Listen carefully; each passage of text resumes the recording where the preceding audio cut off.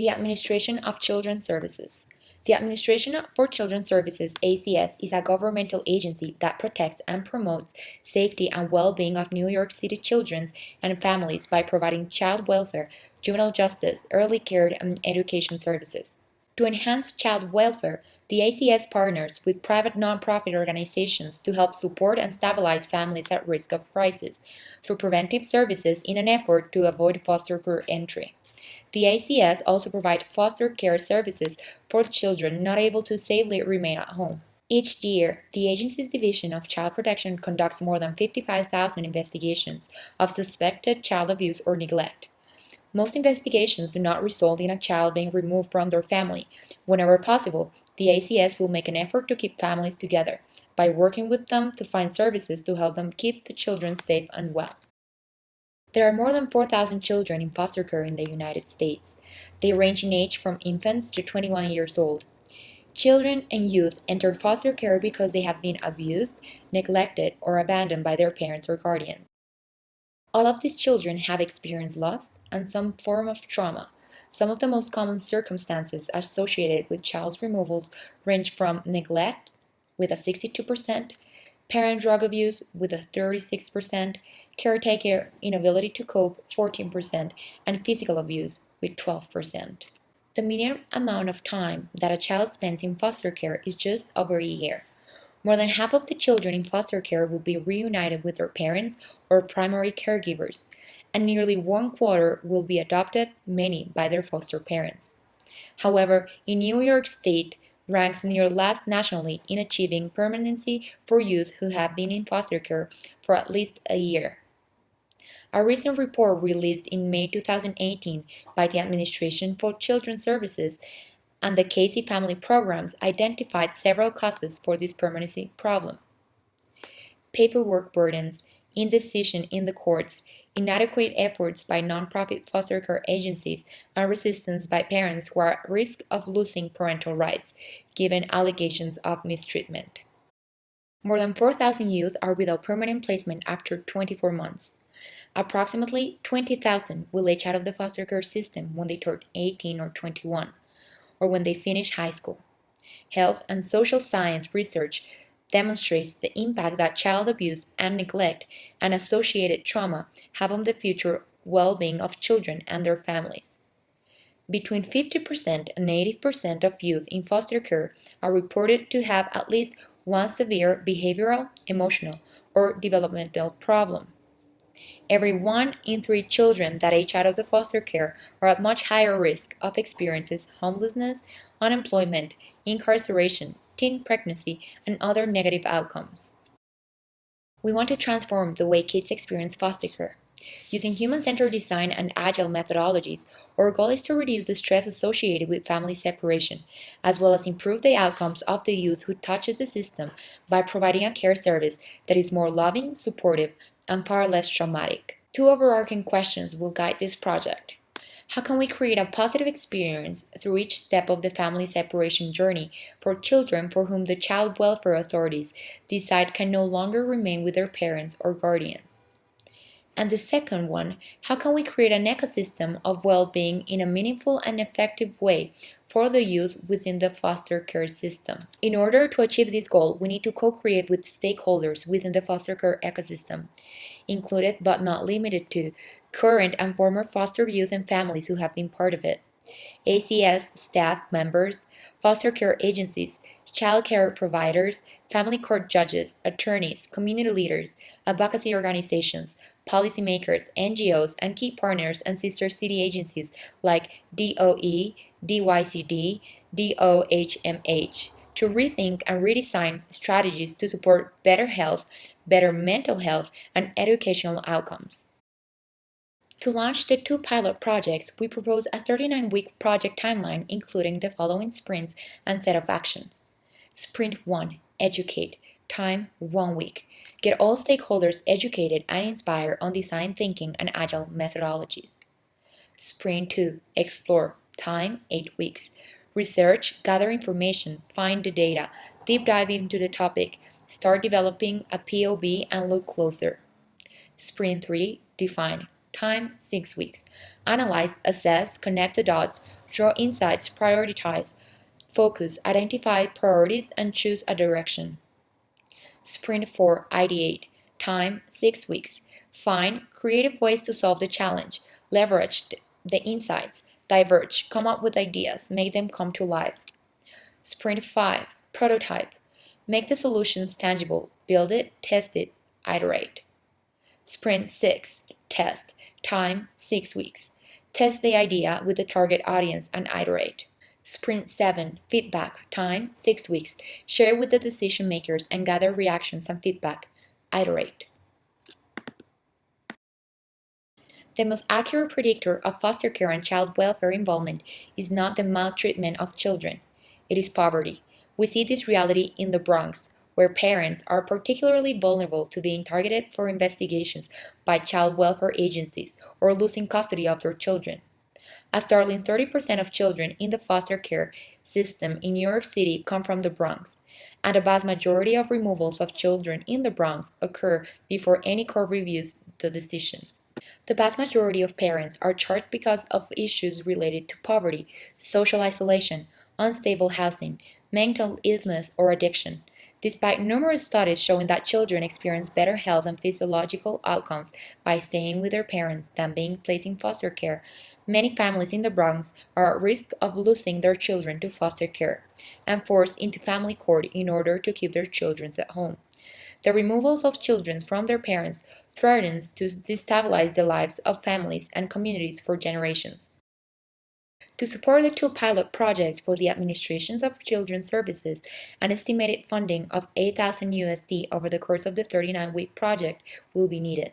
This estimated cost is obtained from a similar model driven by Oregon's Child Welfare Services, where the goal was to develop two foster care models to improve foster families' capacity to provide a safe, health, and well-being living environment. You must keep in mind that the ACS Fiscal's 2020 preliminary budget is $299.5 million. However, it does not introduce any new needs. Having that the state has reduced its support for several ACS programs, such as the city's Close to Hope initiative, over the past several years, it is imperative to find external funding for the support of the program. Hi, this is Susan. I'm going to present our strategic plan for the administration of children's services. We've designed 7 design sprints that will last about 9 months. It's an opportunity for all the stakeholders to work together to understand the design process, identify key themes, build solutions, and then test and get feedback on them. So the first sprint will be the Educate sprint. One is educate, and this will take about a week. This is really about getting the people, the stakeholders involved, familiar with a range of design mindsets and methodologies, as well as an opportunity to really explore this problem space. Stakeholders will include ACS staff, as well as representatives from other agencies, the legal system, child care providers, and advocacy organizations. At the end of this sprint, we expect the participants will understand the concepts, and they'll also understand exactly what will be going on in the rest of the sprints. They'll also understand the problem space and the history of solutions to give them a strong, rich context and background in this area. And at this point, then, they'll be ready to move on to sprint number 2, the first of several sprints focused on actually understanding the problem space. This will be a longer duration of about 8 weeks. And here they'll really explore a series of questions related to how can we create a positive experience through each step of the family separation journey for children, and also how can we understand the ecosystem of well-being in a meaningful and effective way. So a lot of this will be looking to engage in interviews with primary users of the system to understand what is that journey traditionally for a child and for the caseworkers involved. Also, what does it mean when we say well-being? So we all need to understand what that, how we define those terms. At the end of this sprint, we do expect to understand that child's separation journey, understand the major relevant touch points there, as well as understand well-being and what it means across the different stakeholders involved. At this point, with those outcomes, we'll be ready to really start to define the space, which happens in Sprint 3. This is, again, another 6-week endeavor with all of the same stakeholders. And now with all that research in hand that they received from the primary interviews, they'll be able to identify key themes from the insights and generate a how might we statement. And that's really the expected outcome for this session, is to generate that how might we statement so that they can continue to ideate off of it. The methodologies here will include insight clustering and framework creation, and we really want people to try to have the opportunity to generate new ideas.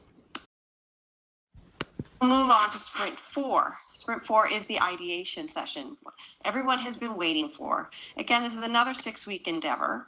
There'll be brainstorming, there'll be role-playing, there'll be storyboarding. We really want people to break out of their potential fixations, either on previous solutions, their own favorite solution, or something that has been applied in the past. Our expected outcome is to generate new ideas on how to improve children's experiences during the family separation journey, and also generate new ideas to create an ecosystem of well-being for these children. We're going to be using a lot of methodologies to try to help people use the cognitive diversity in the room to generate these new solutions and to bring new perspectives in. And once we have that ideation of outcomes, we'll be able to start the prototyping. And this is where all those ideas that came out of that session will be made into something tangible that can be built, tested, and iterated and refined upon. Participants for this one will include those same stakeholders, but this time they'll be broken down into small groups, and each of these teams will be working on their own prototype. And what we expect out of that is a number of prototypes that can actually be tested with the target audience. Of course, there's always challenges associated with translating ideas into tangible solutions, so we'll have a bunch of methodologies to help them with this, including prototyping workshops, wireframes, and we really expect them to come out of this with a high fidelity, moderate resolution prototype. And so once those prototypes are ready and they have a whole set of hypotheses associated with them in terms of how the end users will actually engage with whatever they've built, we can move on to Sprint 6, which is the testing session. And here the teams will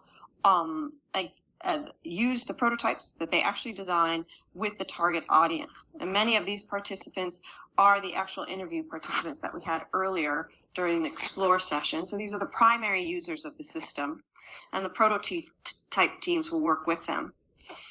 They will, the expected outcomes are that they'll have either at the end of this period be able to say whether the hypotheses of how the end user were going to interact with the system were either true or not, and they'll also come out with ideas to refine their prototypes and their solutions.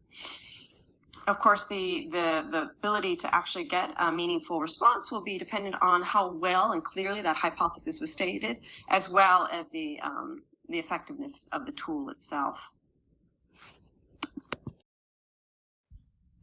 And finally, the last sprint is Sprint 7, which we're calling feedback, and that's when the stakeholders gather back together to see the prototypes, hear about the experience of testing them, understand the refinements, and see some of the final products. Of course, only final in the sense that they'll continue to go through a redrafting and refinement based on what they hear at this session as well.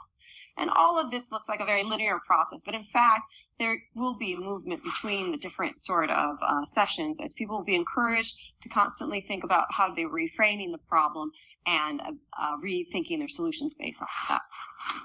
Thank you very much. That's all from us.